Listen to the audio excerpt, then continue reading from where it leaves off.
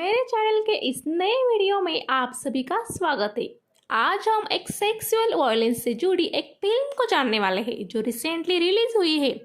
अमाला Paul इनके lead performance से बनी इस मलयालम मूवी का नाम है द टीचर। ये फिल्म थोड़ी सेंसिटिव है, इसलिए मैं आप सभी से रिक्वेस्ट करूंगी कि आप इसे शांत माहौल में देखें और इसके अंदर के सस्पेंस को समझ लें। आगे बढ़ने से पहले अगर अब तक आपने मेरे चैनल को सब्सक्राइब न किया हो तो प्लीज कर दीजिए, और अगर वीडियो पसंद आए तो कमेंट कर मुझे जरूर बताएं। तो चलिए अब बढ़ते हैं आगे।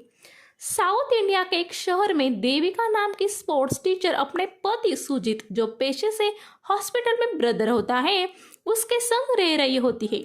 एक दिन सुबह उठने पर उसे कुछ अलग ही फीलिंग आने लगती है। वो अपने आप को आईने में देखने लगती है। तभी सुजीत वहां आकर उसका एक इयररिंग कहाँ है ये पूछता है।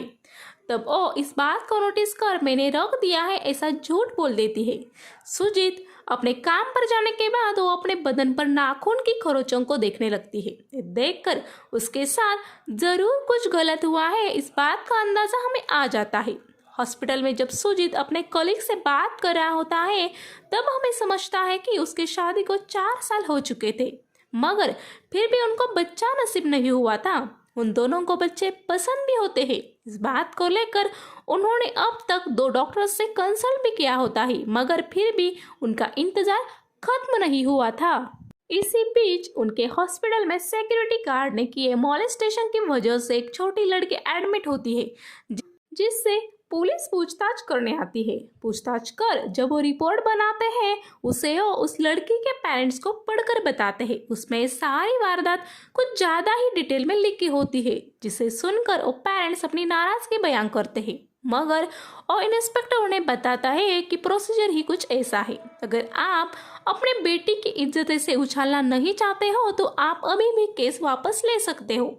इसके बाद जब वो वहां से निकल रहे होते हैं तब सुजीत को वहां खड़ा देख उसे वो वार्न करते हैं, अगर अंदर मैंने कहीं बातें किसी को बताई तो तुम्हें कहीं का नहीं छोड़ूंगा। ये सुनकर हमें अंदाजा आता है कि वो इंस्पेक्टर आरोपी को पैसे लेकर बचाने के चक्कर में होगा। वहां देविका अपने स्कूल पहुंचती है। तब उसे वहां का गार्ड पूछता है, मैडम कल शाम आप काफी टेंशन में घर के लिए निकली थी, क्या सब ठीक है? सुनकर देविका कुछ सोचने लगती है और हाँ ऐसा बोलकर आगे चली जाती है। इसके बाद वो अपने स्पोर्ट्स डिपार्टमेंट में जाकर अपने इयररिंग को ढूंढने लगती है। उसे वो बैडमिंटन कोर्ट पर पड़ी मिलती है। उसे पहनकर वो वहां से बाहर आती है।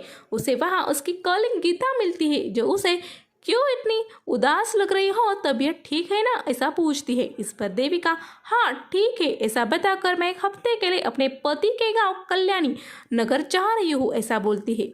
वहां देवी के उत्सव में शामिल होने और कुछ दिन एक दूसरे के साथ गुजारने अगले दिन वो सुजीत के साथ वहां पहुंच जाती है। सुजीत की मां कल्याणी अपने उस छोटे आइलैंड पर उसे गांव को बड़े बिजनेसमैन के चंगुल से बचाने के लिए झगड़ रही है। ये दिखता है वो बिजनेसमैन वहां एक प्राइवेट पॉश आइलैंड बनाना चाहता था, मगर कल्याणी की वजह से वहां के सब लोग इकट्ठा होकर उससे लड़ रहे होते हैं। आगे देवी के उत्सव ने श्रद्धापूर्वक शामिल होकर वो दोनों पति पत्नी कुछ दिन एक दूसरे के साथ क्वालिटी टाइम भी स्पेंड करते हैं। फिर वापस घर आकर उस रात जब सुजीत पूछता है तुम्हारी डेट्स कभी ड्यू है, ये सुनकर देविका चौंक जाती है और याद नहीं मैं थक गई हूँ और सोने जा रही हूँ ऐसा बोलती है। अगले दिन जब वो प्रेगनेंसी किट से अपने आप को चेक करती है तब वो प्रेग्नेंट है ये रिजल्ट आता है। ये देखकर खुश होने के बजाय वो थोड़ी टेंस हो जाती है। इसके बाद ब्लड और यूरिन लैब से चेक कर वो अपने प्रेगनेंसी के बाद को रीचेक करवाती है। ये बात वो गीता को भी बताती है, जो सुनकर जब गीता उससे पार्टी मांगने लगती है तब देविका उसे बताती है तुम सोच रही हो उतना सीधा ये मामला नहीं है, मुझे इस बात से खुशी बिल्कुल भी नहीं हो रही। मैं अपना ये दर्द बताना चाहती हूँ मगर कैसे बताऊँ ये समझ में नहीं आ रहा। उसके बाद वो घर जाकर अपने रिपोर्ट्स छुपा देती है। अगले दिन सुजीत का ऑफ होता है। वो अपने दोस्त को पार्टी करने देविका के एब्सेंस में बुला लेता है। पूरा समय वो अपने दोस्त को ये यहाँ मत गिरा वो वहाँ मत गिरा, नहीं तो देविका भड़क जाएगी, यही बोल रहा होता है। जो सुनकर दोस्त भी उसे बोल देता है यार तू कितना डरता है अपने वाइफ से, मर्द को शेर बन के रहना चाहिए शेर। इतने में सिगरेट छुपाने के लिए कबर्ड में जब वो झांकता है तब उसे देविका की रिपोर्ट्स दिखती है। जो देखकर वो काफी खुश होता है और अपने दोस्त को भी एक खुशखबरी सुनाता है। मगर जब उसका दोस्त भाभी ने तुम्हें क्यों नहीं बताया ये पूछता है तब वो अरे मुझे सरप्राइज देने का प्लान होगा ये बोलता है। इसके बाद देविका के घर आने पर सुजीत एक दो बार इनडायरेक्टली प्रेगनेंसी की बात को भी छेड़ देता है, मगर सामने से उसे कुछ रिस्पॉन्स नहीं मिलता। देविका उसके साथ घटी घटना से काफी डिस्टर्ब, वो अपने मोबाइल पे भी ब्राउजर में कॉलम टीचर 6 वीडियो ऐसा टाइप कर कुछ सर्च कर रही होती है, जिससे वो अपनी खुद को ही कोई वीडियो अपलोड हुई है ये चेक कर रही होती है। सुजीत के इनडायरेक्ट सवालों का मतलब तो समझ रही थी, मगर वो उसे इस घटना के बारे में कुछ भी बताकर उसे टेंशन नहीं देना चाहती थी। इसी बीच उसे अपने एक स्टूडेंट संदीप के भाई के शादी का इनविटेशन सोशल मीडिया पर दिखता है और लोकेशन उसके माँ के घर के पास ही होता है। शादी अटेंड करने का बहाना बनाकर वो अपनी माँ को जाकर इस सब हकीकत बताने का मन बनाकर सुजीत से बात कर वहाँ के लिए दूसरे दिन निकल जाती है। संदीप के गांव वाले घर पहुंचने पर वो अपने टीचर को देखकर खुश हो जाता है। इसी बीच वहाँ एक एक्सीडेंट हो जाता है। कोई तो दूल्हे के फेस पर एसिड अटैक करवाने की कोशिश करता है, मगर वो अटेम्प्ट फेल हो जाता है। पूछताछ करने पर वो अटैक दूल्हे की ही गर्लफ्रेंड ने करवाया ये बात सामने आती है। इसके बाद वह काफी देर हो जाती है। फिर बस स्टॉप तक देविका को छोड़ने संदीप आता है। बस स्टॉप पर देविका अपने बैग को जानबूझकर कार में छोड़ बस की जानकारी करने चली जाती है। इसके बाद लौट कर वो आखिरी बस अभी आना बाकी है ऐसा बोलकर अपनी बैग लेकर संदीप को लौटाने बोल देती है। इसके बाद अपने फोन को बैग से निकाल कर वो चेक करती है।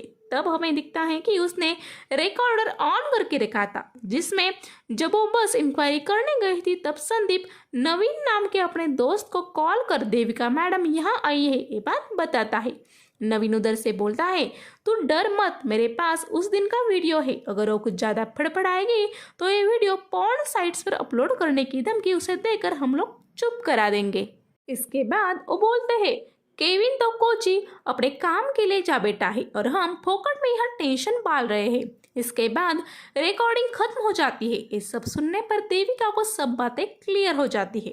अपने घर जाकर वो ये बातें अपनी सिस्टर और माँ को बता देती है, जो सुनकर वो सब रोकर अपना दुख जताने लगते हैं। इसके बाद देविका की माँ उसे बता दी है बेटा ये बात तुमको सुजीत को बतानी होगी, वो अच्छा इंसान है, तुम्हारी इसमें कोई गलती नहीं है, तुम लोग पुलिस में भी शिकायत करो, उन दरिंदों को सजा तो होनी ही चाहिए। इसी बीच सुजीत अपने डॉक्टर के पास जाकर उनको देविका प्रेग्नेंट है क्या ये पूछता है, तब वो उसे बताती है कि हाँ है, मगर वो अबॉर्ट करना चाहती है।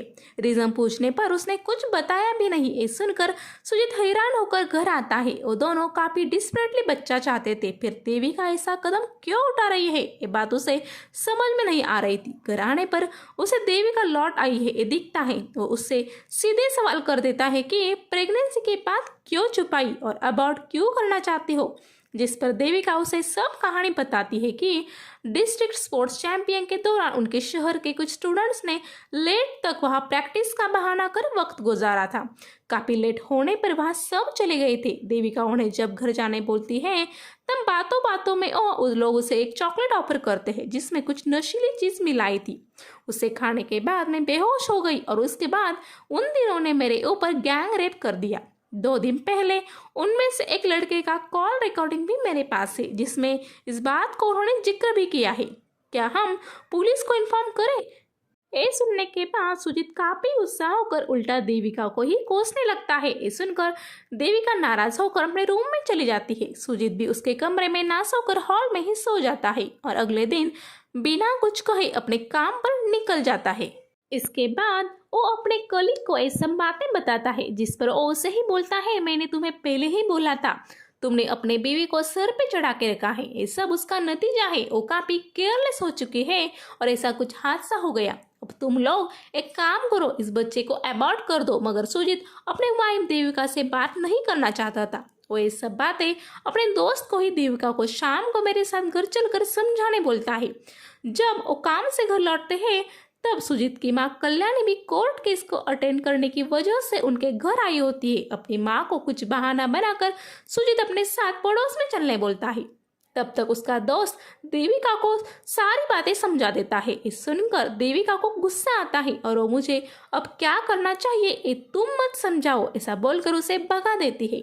इसके बाद सुजीत घर आकर अपने माँ के सामने सब नॉर्मल है ये दिखाने के लिए देविका के रूम में जाकर सो जाता है। वहाँ उन दोनों के बीच धीमे से बातें होती है।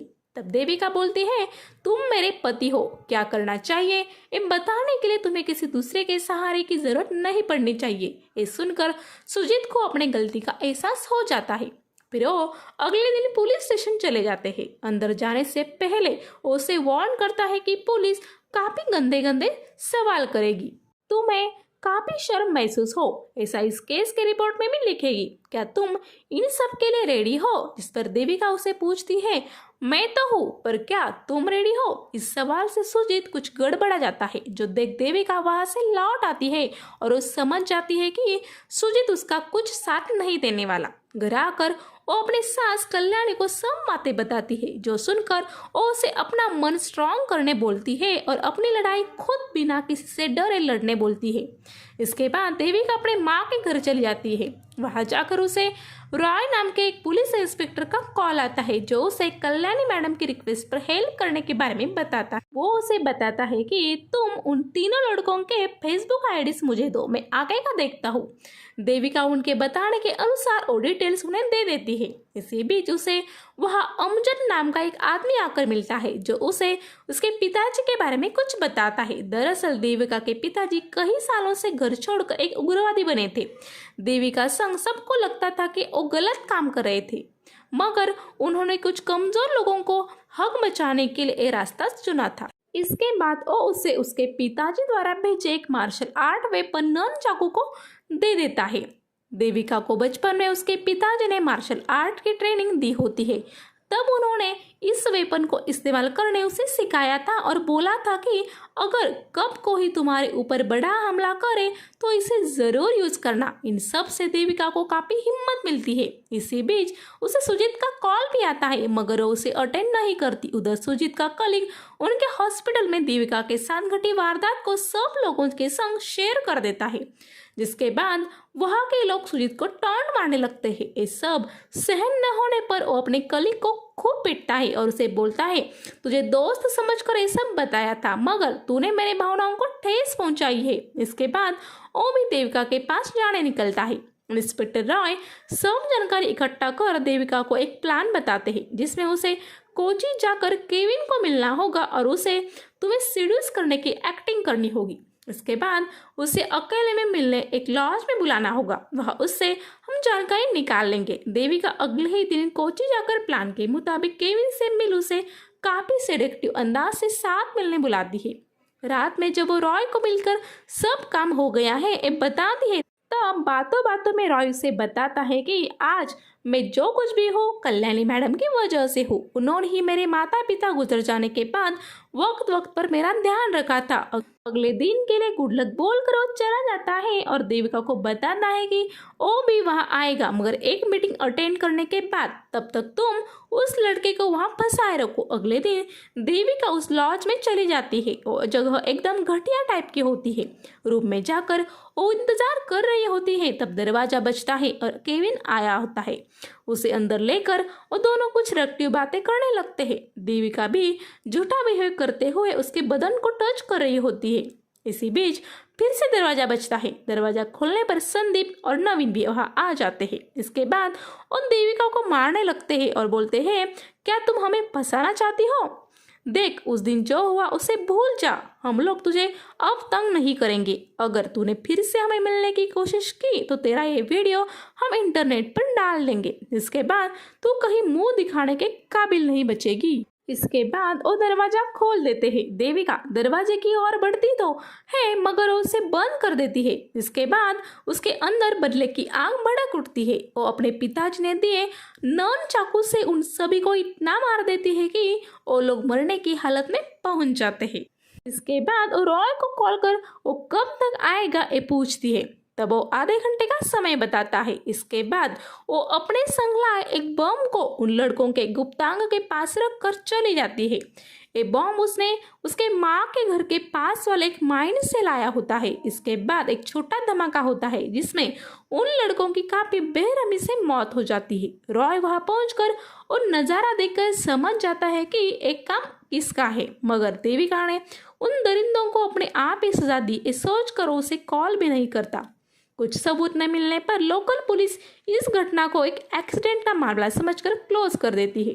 देविका को जब सुजीत मिलता है तब वो उसके संग आगे का जीवन बताने से मना कर देती है, क्योंकि उसने उसका साथ तब छोड़ा था जब उसे उसके सहारे की जरूरत थी। वो अपने बच्चे को अबॉर्ट किए बिना ही जन्म देने का फैसला भी करती है, क्योंकि उसके मुताबिक इन सब में उस बच्चे का कोई कसूर नहीं था। इसी नोट पर ये मूवी यही खत्म हो जाती है। आपको मेरा एक्सप्लेन कैसा लगा ये मुझे कमेंट कर ज़रूर बताएं। आप सभी हमेशा खुश रहे और हंसते रहे, ऐसी दुआ ईश्वर को करते हुए वीडियो को यही खत्म करती हूँ। Good bye.